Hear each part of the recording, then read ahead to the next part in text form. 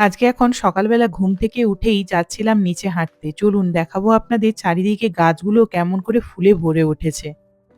এই দেখো, সত্যি এরা বেরিয়ে পড়েছে। কি সুন্দরী গুলো এসছে। হলুদ, সাদা বেরিয়ে হঠাৎ করে পড়েছে। চলে এসছে। হ্যাঁ, এগুলো থেকে সব হবে, পুরো ভরে যাবে এই জায়গাটা। ওই যে ওইখানে আবার হয়েছে।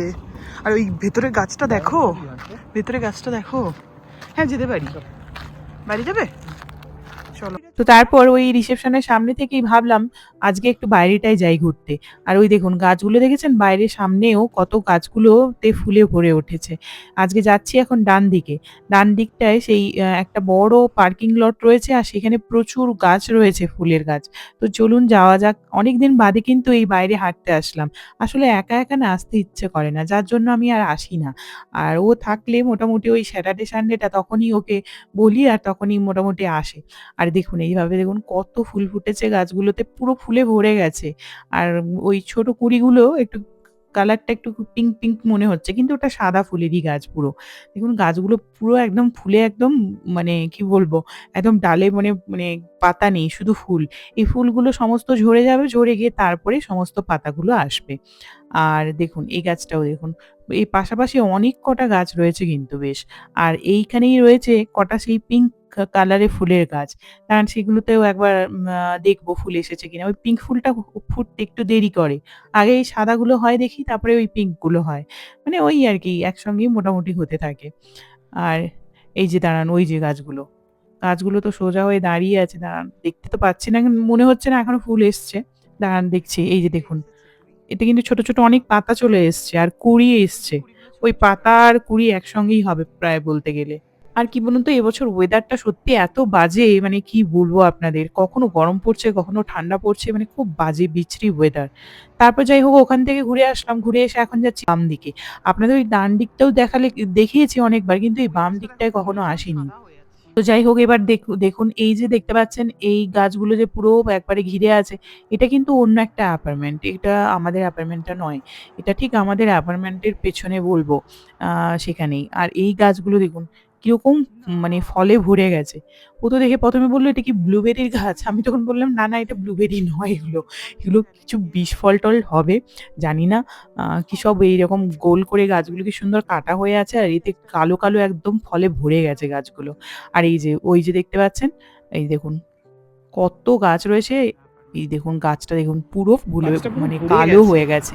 সবুজ পাতা এসেছে আর ফলে পুরো কালো হয়ে গেছে পুরো গাছটা। ভরে। এই যে রোদ্দুরটা দেখা পেলাম, কি দারুণ লাগছে রোদ্দুরটা বেরিয়ে। দেখে পেরোতে হবে। গাছটা দেখেছো পুরো সাদা হয়ে গেছে।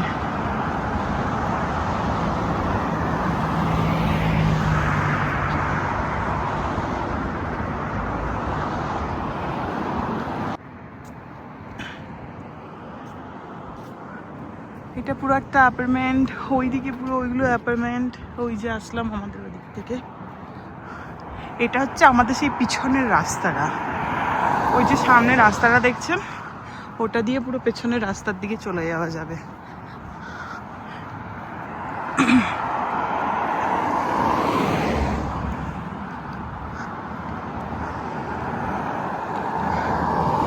আমরা এখানে অব্দি,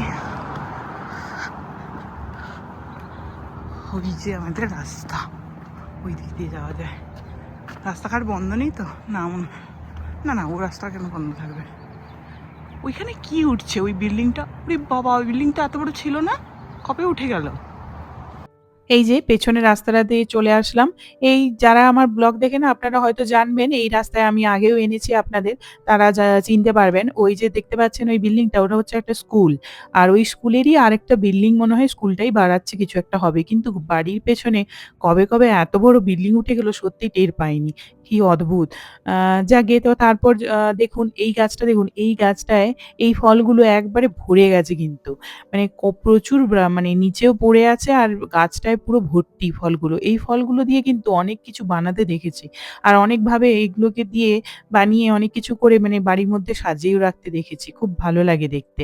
যাকগে তো তারপরে এই যে হাঁটতে, হাঁটতে চলুন এখন বাড়ির দিকে যাই। আর এখন আবার ওই পেছনের রাস্তা দিয়ে আবার ঘুরে ওই এগুলো অ্যাপার্টমেন্টেই সব মানে বাড়ি। আমাদের অ্যাপার্টমেন্টেই বাড়িগুলোকে ঢোকার কি সুন্দর আরেকটা ফুল রাস্তা দিয়ে এসেছে। যাচ্ছি। আর ওই যে দেখতে পাচ্ছেন ওই গাছগুলো ফুলে ভরে গেছে ওগুলো হচ্ছে আলাদা বাড়ি। পুরো মানে ওটা একটা কমিউনিটি টাইপস কিছু হবে। ওগুলো সমস্ত মানুষের আলাদা, আলাদা একেকজনের বাড়ি ওগুলো। আর তারপর যাই হোক তারপর দেখুন এই তো চলে আসলাম আমাদের অ্যাপার্টমেন্টের ভেতরটাও কিন্তু ফুলে, ফুলে একদম ভরে উঠেছে। তবে ফুলগুলো কিন্তু কতদিন থাকবে বলতে পারব না। কারণ খুব আজকাল ওয়েদার তো বাজে, খুব হাওয়া দিচ্ছিল মাঝে, মাঝে। তো যে ফুলগুলো ফুটেছিল তার পাপড়িগুলো সমস্ত উড়ে, উড়ে পড়ছিল। আর ও গেল এখন একটু ওই মেইল বক্সটা চেক করতে। আর আমি এই বাইরে ততক্ষণে আপনাদের দাঁড়ান একটু ফুলের গাছগুলো এই রিসেপশনের সামনেটা দেখিয়ে নিই। এই যে দেখতে পাচ্ছেন এই ফুলের গাছগুলো সমস্ত এগুলো তো ভরে উঠছে কিন্তু অনেক ফুল ফুটেছে এখনো কুড়ি আছে। তবে যেগুলো ফুটেছিল বললাম না আপনাদের কয়েকদিন ধরে খুব হাওয়া দিচ্ছিল মাঝে মধ্যে। তো সেগুলোতে না ওই পাপড়িগুলো সমস্ত ঝরে, ঝরে পড়ছিল। জানি না কতদিন গাছে থাকবে ফুলগুলো। আর এই পিঙ্ক ফুলের গাছটা দেখুন হালকা, হালকা মানে কয়েকটা ১ টা ২ টো ফুটেছে। বাকি কুড়িগুলোই রয়েছে।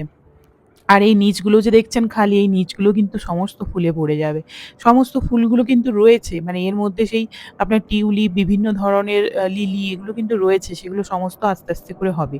তবে এই যে বললাম এবারে ওয়েদারটা খারাপ থাকাতে না এই ফুল গাছগুলোও সত্যি খুব ভালো হয়ে কিন্তু মানে ফুল আসছে না দেখছি। তো যাই হোক আর এই যে দেখতে পাচ্ছেন এই পিঙ্ক গাছটাও তো কিন্তু খুব সুন্দর হয়ে ভরে যায়। আর ভীষণ ভালো লাগে দেখতে। এই রিসেপশনের সামনে তো সামনেটা ভীষণ ভালো লাগে দেখতে। এই যে বাড়ির কাছাকাছি প্রায় চলে এসেছি। এখানে আরো একটা গাছ দেখতে পেলাম। এই যে দেখুন, কি সুন্দর ফুলগুলো ফুটে গেছে কিন্তু আর পাতাও চলে এসেছে। আর অর্ধেক ফুল তো আপনার ঝরে পড়েছে ওই হাওয়াতেই। চলুন এবার বাড়ি যাওয়া যাক। বাড়ি গিয়ে রান্না-বান্না বসাই। এই যে বের করে নিলাম। আর বানাবো ওই যে ধোসা। ধোসার জন্য আপনার এইটা ফার্মেটোতে রেখে দিয়েছিলাম। কি সুন্দর হয়েছে দেখুন। এই দেখো কি সুন্দর হয়েছে দেখো। এইটাই পচালে তারপরে গিয়ে ধোসা দারুণ হবে। সঙ্গে সঙ্গে মশলা মানে? সঙ্গে সঙ্গে করলে হবে না। এটা কালকে বেটে তারপরে রেখে দিয়েছি না। ও। এই দেখছো না জালি জালি হয়েছে, এবার ধোসা ভালো হবে। ধোসা ইডলি এগুলো ভালো হবে। বুঝতে পেরেছি। সঙ্গে সঙ্গে হলে হয় না। না সঙ্গে সঙ্গে হলে ভালো হয় না তখন। এবার জল মেশাবে তাই তো? এটা একটুখানি তুলে নেবো আর এইটা বাকিটা এখন রেখে দেবো। কি সুন্দর গন্ধ বেরিয়েছে গো।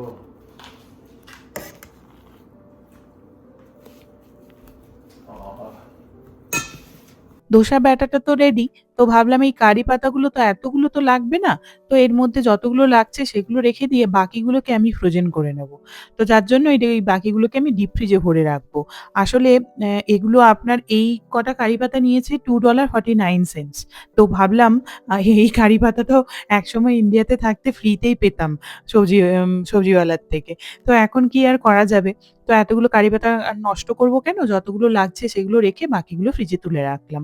আর এই মধ্যে দিয়েছি শুকনো নারকেল, ১ চামচ আপনার চানা ডাল, ধনেপাতা, কিছুটা হালকা করে লবণ আর আপনার একটুখানি তেঁতুল আর একটুখানি আদা। ব্যাস এগুলোকে ভালো করে আমি এখন পেস্ট করে নেব। এই যে পেস্ট করে নিয়েছি এটা হয়ে গেল আমার নারকেলের চাটনি। এখানে তো আর সেই তাজা নারকেল পাবো না। তো যার জন্য ওই ফ্রোজেন নারকেল দিয়েই বানিয়েছি। আর এটা এখন আমি বানাচ্ছি আপনার ওই আলুটা। যার জন্য ওই যে ধোসার আলুর পুরটা ওটাই বানাচ্ছি।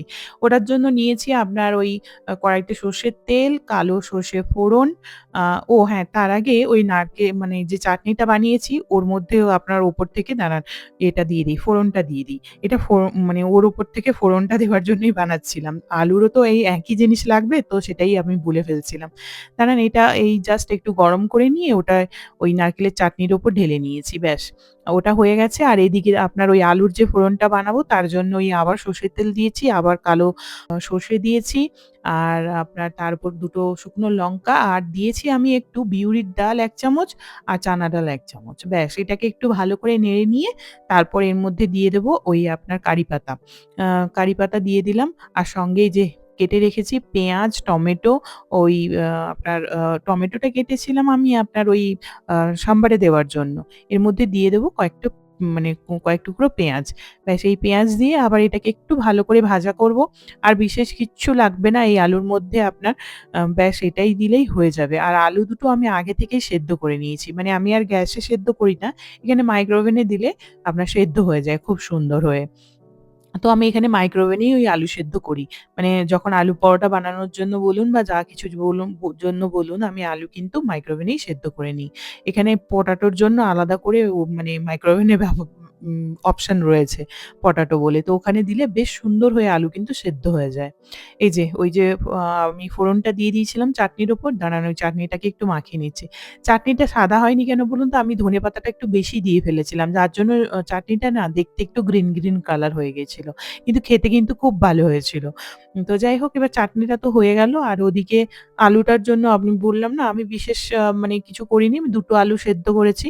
এবার ওই পেঁয়াজটা হালকা ভাজা হয়ে গেলেই ওর মধ্যে আমি ওই আলুগুলো একে, একে করে দিয়ে দেব। এই যে নারকেলের চাটনি রেডি। চাটনি তো অনেকখানি বানিয়ে ফেলেছি। যাকগে অনেকটা করে বানালাম, থাকবে। চাটনি তো অনেক কিছুতেই খাওয়া যায়। তো আর এটা বেশ ফ্রিজে রেখে দিলেও কিন্তু থাকে অনেকদিন। এই যে দেখুন পেঁয়াজটা অনেকটা ভাজা হয়ে গেছে। এবার আলুগুলো দিয়ে দিলাম। আলুগুলো কিন্তু বেশ গরম রয়েছে। তো হালকা হাতে আমি এগুলোকে ভালো করে ওই ছাড়িয়ে নিয়েছি ছালগুলো। আর তারপরে এইভাবে দেখুন এই স্প্যাচুলাটার মাধ্যমে আমি এটাকে ভালো করে এখন স্ম্যাশ করে দেব। এবার এই আলুটা ম্যাশ করার পর কিন্তু এই আলুটা যেহেতু আমি জলে সেদ্ধ করিনি, তো আলুটা কি বলুন তো একটু শুকনো, শুকনো ড্রাই, ড্রাই। এটা যদি কেউ মানে জলে সেদ্ধ করে সেক্ষেত্রে কিন্তু আলাদা করে আর জল দিতে হয় না। তো এই যেহেতু আমি এটা জলে সেদ্ধ করিনি, তো যার জন্য আলুটা একটু শুকনো, শুকনো টাইপস। তো যার জন্য আমি এর মধ্যে কিন্তু একটুখানি জল দেব। একটু হলুদ দিয়েছি, নুন দিয়েছি আর আপনার এখন জল দিয়ে দিলাম। আলুটা ওই খুব সুন্দর হয়ে এবার কিন্তু এর সঙ্গে মানে মসলাটার সঙ্গে মিশে যাবে ভালোভাবে। একটু নরম হবে। না হলে একদম শুকনো ড্রাই, ড্রাই হয়ে যায় আলুটা। যার জন্য। এই ধোসা কিন্তু অনেকদিন বাদে বানাচ্ছি বাড়িতে। আসলে অনেকদিন ধরে বলছিল যাবো বাইরে খেতে যাবো, খেতে যাবো। তো তার জন্যই ওই আপনাদের গত ভিডিওতে বললাম না যে বাড়িতেই বানাবো ঠিক করলাম। তো সত্যি বাড়িতে বানালে কি বলুন তো মন ভরে খাওয়া যায়। যতগুলো ইচ্ছে বানিয়ে সত্যি খাওয়া যায়। আর যাই হোক আলুটা তো আমি বেশ অনেকখানি করে বানিয়েছি। যাতে ওই ব্যাটারটাও তো অনেকটা হয়েছে যাতে ২-৩ দিন ধরে বানিয়ে খাওয়া যেতে পারে। এই যে আমার আলুটাও রেডি হয়ে গেছে। বিশেষ আর কিছুই দেওয়ার নেই। নুনটা খালি একটু টেস্ট করে নেবেন। টেস্ট করে স্বাদমতো দিয়ে দেবেন। ব্যাস এই যে তারপরে চলে আসলাম ওই সাম্বারটা বানাতে। আপনার সাম্বারের জন্য ওই একই প্রসেস আমি দিয়েছি তেল, তারপরে দিয়েছি জিরে আর আপনার সর্ষে, ওই কাঁচা পেঁয়াজ, কাঁচা লঙ্কা। আর দিয়েছিলাম ২ টো শুকনো লঙ্কা। ব্যাস এগুলো এবার পেঁয়াজটা একটু ভালো করে ভাজা, ভাজা করে নেব। করে নিয়ে তারপরে এর মধ্যে সবজিগুলো দিয়ে দেব। এই যে দেখতে পাচ্ছেন এই মসলাটা এটাই হচ্ছে সাম্বার মসলা। এটা কিন্তু আমি বাড়িতে বানিয়েছি। বাড়িতে বানিয়ে সেই কবে বানিয়েছিলাম, বানিয়ে ওই ফ্রিজে রাখা ছিল। ওই মাঝে সাঝে তো খুব বানাই, তো তখনই ওই মসলাটা কাজে লাগে। নাহলে বাকি ফ্রিজেই থাকে। এখন ১ বছর ১.৫ বছর হয়ে যায় একেকটা মসলা। বানিয়ে ফ্রিজে রেখে দিই যার জন্য আরো বেশি ভালো থাকে। আর দেখুন কালকে যে ডালটা গতকালে সেদ্ধ করে নিয়েছিলাম, ডালটা কিন্তু আমি খুব ভালো করে সেদ্ধ করেছি। আর তারপরে এদিকে দেখুন পেঁয়াজটা প্রায় ভাজা, ভাজা হয়ে গেছে। এবার দাঁড়ান এর মধ্যে টমেটোটা দিয়ে দিই। এই যে টমেটোটা কেটে রেখেছিলাম একটা, ওই টমেটোটা দিয়ে দেব। এবার এই টমেটোটা দিয়ে খুব বেশি না একটু হালকা করে নাড়াচাড়া করব, তারপরে কেটে রাখা সবজিগুলো দেব। হ্যাঁ, কালকে তো সবজিগুলো কয়েকটা কেটে রেখেছিলাম, তারপরে সকালবেলা আরো ২ টো সবজি এড করেছি। ওই আপনার একটু ভেন্ডি দিয়েছি আর তারপর আপনার ওই বেগুনটা কাটা ছিল না, ওটা আজকে সকালবেলা কেটে নিলাম। দিয়ে ওই যে যা, যা সবজি মোটামুটি এভেইলেবল ছিল ওগুলোই দিয়েছি আমার পছন্দ মতো। এই যে এখন দিলাম একটু লঙ্কা গুঁড়ো, হলুদ গুঁড়ো আর একটু লবণ। ব্যাস দিয়ে এইবার এটাকে আরো একটু ভালো করে নেড়ে নেব। নেড়ে আপনার এই সবজিটাকে প্রায় এখন ৫-৭ মিনিট আমি এইভাবেই রান্না করব। ঢেকে, ঢেকে তারপরে মাঝের মধ্যে ঢাকনাটা খুলে এটা একটু নাড়িয়ে দেব। ব্যাস এইভাবেই সবজিটা একটুখানি জাস্ট হালকা একটুখানি সেদ্ধ মতো হয়ে যাবে। তারপরে কিন্তু আমি এর মধ্যে দিয়ে দেব ওই সাম্বার মসলা। ২ চামচ মতো দেখুন আমি সাম্বার মসলা এড করে দিয়েছি। ব্যাস এবার করে নিয়ে তারপরে এটা আবার একটু ভালো করে মিশিয়ে নিয়ে আরেকটু ২ মিনিট ধরে নেড়ে নিয়ে তারপরে এর মধ্যে ঢেলে দেব ডালটা। আর এই ডালটা যখন আমি কালকে নিচ্ছিলাম তখন আমাকে ওই শ্যাম বলল, "তুমি একটু বেশি করে ডাল বানাও।" কারণ ও এই ডালটা খেতে ভীষণ ভালোবাসে। যার জন্য এই ডালটা দিয়েও কিন্তু আবার রাইস খেতেও ভীষণ ভালোবাসে, সাম্বার ডাল দিয়ে। তো যার জন্য আমাকে বলে দিল যে, "আমি রাইস খাবো, তুমি একটু বেশি করে ডাল বানিও।" যার জন্য আমি একটু বেশি করেই বানাচ্ছি ডালটাও। তো দেখুন এই যে ডালটা এখন দিয়ে দিলাম এর মধ্যে। বাকি এবার কুকারটা ধুয়ে যে পরিমাণ মতো জল এড করব এর মধ্যে। আর কিছুটা আমি তেঁতুল ভিজিয়ে রেখেছিলাম, তো তেঁতুলও দেব। দাঁড়ান একটা জিনিস দিতে খুব মানে ভুলে গেছি। মানে যার জন্য মানে সাম্বারের জন্য কিনে এনেছিলাম কারি পাতা, তো সেটাই দিতে ভুলে গেছি দেখুন। ও যার জন্য আবার পাশে ওই ওভেনটা জ্বালালাম, জ্বালিয়ে ওর মধ্যে একটুখানি তেল গরম করে নিয়ে ওর উপর কারি পাতাগুলো দিয়ে দিলাম, দিয়ে ওই এখন ডালের মধ্যে দিয়ে দেবো। কাঁচা কিন্তু এভাবে দেওয়া যাবে না। ওই মসলার সঙ্গে যদি হতো তখন হয়তো দিলে ওই তেলের মধ্যে একটু নাড়িয়ে নেওয়া যেত। কিন্তু এখন ডালটা ঢেলে দেওয়ার পর আমার মনে হলো যে কারি পাতাগুলো দিতে ভুলে গেছি। তো যার জন্য আমি এইভাবে করে দিয়ে দিলাম এখন কারি পাতা। আর তেঁতুল দাঁড়ান কিছুটা ভিজিয়ে রেখেছিলাম, এবার তেঁতুলটাও এড করে দিই। তেঁতুলটা কিন্তু মারাত্মক টক। এটা কিন্তু একেবারে দিয়ে দেব না। ১ম এ একটু অল্প দেব, তারপরে টেস্ট করে নিয়ে আবার তারপরে দেব যদি লাগে। তো এভাবে তেঁতুলটা ভিজিয়ে রেখেছিলাম কিন্তু পুরোটা এখনো ভেজেনি। যার জন্য একটু হাত দিয়ে এটাকে ভালো করে দাঁড়ানোর পাল্পগুলো বের করে নিচ্ছি। যাই হোক, তো এখানে যে তেঁতুলটা কিন্তু খুব ভালো পাওয়া যায় আমাদের এখানে। মানে এইভাবে তেঁতুল পাওয়া যায় কারণ এখানে প্রচুর সাউথ ইন্ডিয়ান মানুষ থাকে তো, তো যার জন্য এই তেঁতুল আর সাউথ ইন্ডিয়ান আ জিনিসপত্র কিন্তু মানে সাউথের দিকে ডাল এগুলো কিন্তু খুব ভালো পাওয়া যায় এখানে। যাই হোক, তো তারপর দেখুন ডালে আমি পরিমাণ মতো তো জল দিয়ে দিয়েছি। এবারে অল্প একটু তেঁতুল দিয়ে দিলাম। আর বিশেষ কিচ্ছু দেওয়ার নেই। ওই জাস্ট ঢেকে এটাকে খুব হালকা আঁচে এখন অনেক টাইম ধরে ফোটাতে হবে। তাহলে সাম্বারকে যত হালকা আঁচে অনেকক্ষণ ধরে ফোটানো যাবে, সাম্বারের টেস্ট কিন্তু তত বেশি বাড়বে। তো যাই হোক, এইভাবে আমি একটু মিশিয়ে নিলাম, নিয়ে এটা এখন ঢেকে ফোটাতে থাকবো। আর সেদিকে দেখুন ধোসার ব্যাটারটা তো আমি নিয়ে নিয়েছিলাম। যতটা বানাবো তার জন্য ততটাখানি নিয়ে তো ওর মধ্যে আমি জল মিশিয়ে দিয়েছিলাম পরিমাণ মতো। ঠিক এইভাবে মানে হবে। আর এদিকে বাকিটা আমি রেখে দিয়েছি। বাকিটা দিয়েও কিন্তু ওই আপনার ইডলি বানানো যায় খুব ভালোভাবে। কিন্তু আমার কাছে না ওই ইডলি যে স্টিম করার ওই জিনিসটা কিন্তু নেই। তো যার জন্য আমি আর ইডলি বানাচ্ছি না, আমি শুধু ধোসাই বানাচ্ছি। তো ইডলিটাও কিন্তু ও ভীষণ খেতে ভালোবাসে। কিন্তু কি আর করা যাবে সেই জিনিসটা আমি দেখি এখানে যদি পাই ভালো, নাহলে ওই Amazon থেকে অর্ডার করতে হবে আর না হলে বাড়ি গেলে তখন সেখান থেকে কিনে নিয়ে আসতে হবে। আর আপনাদের তো আগেও একবার মনে হয় ধোসা বানিয়ে আমি দেখেছিলাম আগের ব্লগে। তো সেখানে আমি কিন্তু বলেছিলাম এই তাওয়াটা আমাকে এখানে একজন ইন্ডিয়ান উনি গিয়েছিলেন বাড়ি, তো ওনাকে বলাতে এনে দিয়েছিল। তো যাই হোক, তো তারপর এই যে এখন একে, একে করে আমি ধোসাগুলো কিন্তু বানিয়ে নিচ্ছি। আর বিশ্বাস করুন ধোসাগুলো খুব ভালো হয়েছিল। কারণ ব্যাটারটা ভালো হলেই ধোসা খুব ভালো হয়। ব্যাটারের ওই একটাই মানে আছে, তো ওই পরিমাণ মতো যদি আপনি নেন তাহলে খুবই ভালো হবে ধোসা। আর ওটাকে একটু রাখতে হয়। ওভারনাইট বা আপনি যদি রাত্রিবেলা খান তাহলে পুরো দিন সারাদিন যদি ফেলে রেখে তারপরে রাত্রি মানে সন্ধ্যেবেলা বানান তাহলে কিন্তু ধোসা খুব ভালো হবে। যাই হোক, তো এইভাবে একে, একে করে আমি এখন ধোসাগুলো বানিয়ে নিচ্ছিলাম। তো বানাতে, বানাতে ওকে বললাম, "তুমি খেয়ে নিতে পারো।" কারণ গরম, গরম। তো বলল, "না একসাথে হোক, তাহলে একসাথে খেতে বসবো।" তো এটা কিন্তু সকালবেলা খাইনি। এটা ছিল আমাদের দুপুরবেলা। আসলে ওই সকালে হাঁটাচলা করে এসে আমরা সকালে ওই ব্রেকফাস্ট করে নিয়েছিলাম হালকা-ফুলকা।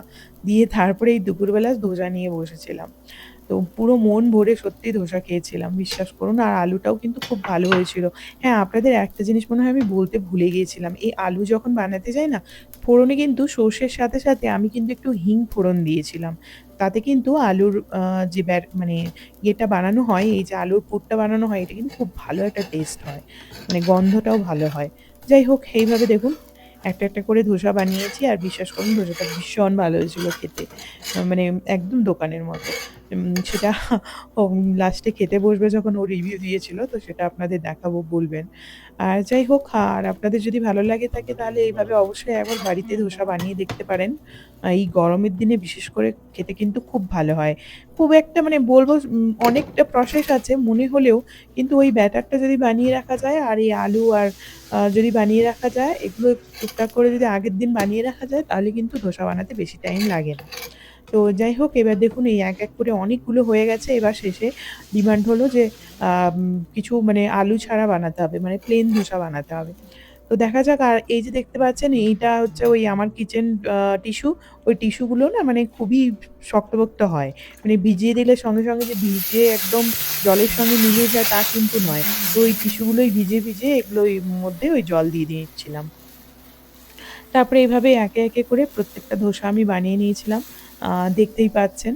আর এই যে জিনিসটা, এই জিনিসটা কিন্তু স্টিলের তো, যার জন্য কি বলুন তো এই যে ধোসা বানালাম, বানানোর পর কিন্তু এটা তো আর সেই আপনার ওই ডিশওয়াশারে দিলে তো পরিষ্কার হবেই না। এটা সেই হাতে মাজার জন্য। কারণ এটা তেলের জিনিস। তো যাই হোক, তো এটা ওই মাজতে গিয়ে কিছুই বিশেষ কিছু না, এখানে একটা সলিউশন পাওয়া যায়, ওই সলিউশন দিয়ে একটা খাবার সোডা, ওর সঙ্গে একটু ওই মানে সলিউশনটার সঙ্গে একটু খাবার সোডা দিই আর একটু আপনার ভিনিগার দিই, দিয়ে এই জিনিসটা ফেলে রাখি। তারপরে আপনার 1-2 ঘন্টা পরে ভালোভাবে একটু সাবান দিয়ে মেজে নিই, মেজে নিলেই ব্যাস পরিষ্কার মোটামুটি হয়ে যায়। তো এইভাবেই করেই পরিষ্কার করতে হয়। যাই হোক, তো একে, একে ধোসা তো হয়ে গেছে, এবার চলুন খাওয়া যাক। আপনাদেরও কেমন লাগলো অবশ্যই জানাবেন। আর পারলে অবশ্যই একবার এইভাবে বানিয়ে দেখতে পারেন। খুব ভালো হবে কিন্তু খেতে। আর যদি কোথাও কিছু কোয়েরিজ করার থাকে তাহলে আমাকে অবশ্যই জিজ্ঞেস করতে পারেন। আমি সেখানে আপনাদের অবশ্যই বলে দেব। তো চলুন আজকে তাহলে এই পর্যন্ত। ব্লগটা কেমন লাগলো অবশ্যই জানাবেন। ভালো লাগলে লাইক করবেন, চ্যানেলটা সাবস্ক্রাইব করবেন আর ফলো করবেন, আর সাথে থাকবেন। তাহলে আসি আজকের মতো। সবাইকে তাহলে টাটা। এরপরে দেখুন রিভিউটা দিয়েছিল, তো রিভিউটা আপনারা সেটাও দেখে নিন।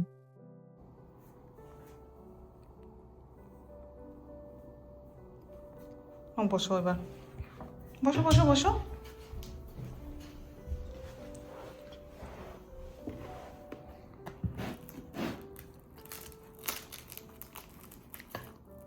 এবার টেস্ট করো, বলো দেখি।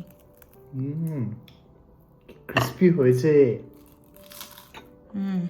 আওয়াজেই পুরো- বোঝা যাচ্ছে।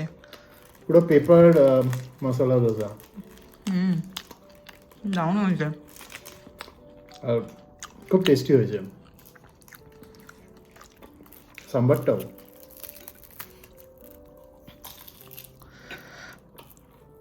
আমার বানানো সার্থক। Too good. Thank you.